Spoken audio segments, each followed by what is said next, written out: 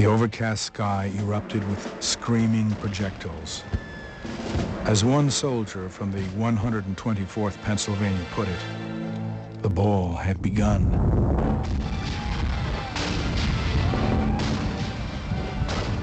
It was September 17, 1862, and President Abraham Lincoln needed a victory in order to issue the Emancipation Proclamation.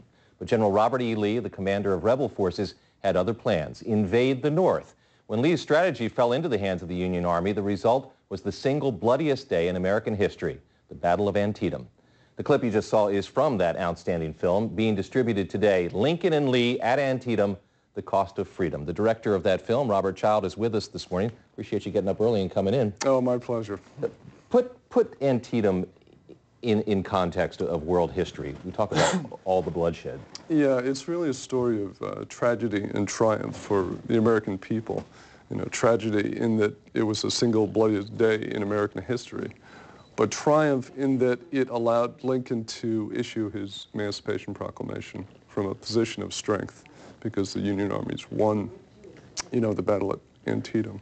Now, your storytelling technique here, I made the comparison when we were off camera of the Ken Burns documentary on the Civil War. Which is a nice comparison. Because it was an outstanding production.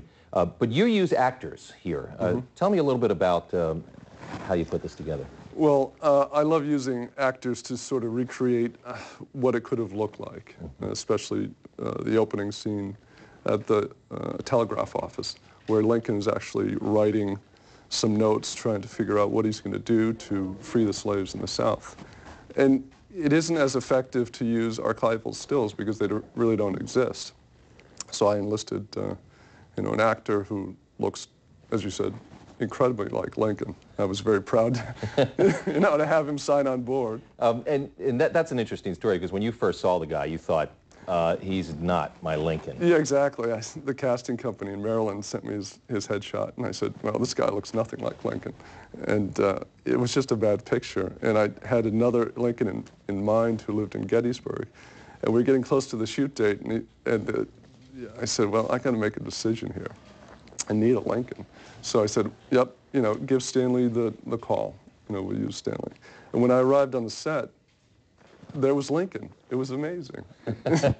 Well, the film Antietam, Lincoln and Lee is in video stores now, and it's being distributed to the PBS stations around the nation as well. And this morning we're giving away 10 copies of the film. To win, just be one of the first viewers to correctly answer our trivia question. And here it is. Which side did Stonewall Jackson fight for? Ooh. To answer, go to Good Day's website, fox29.com. Click on the Good Day giveaway icon right at the top of the screen.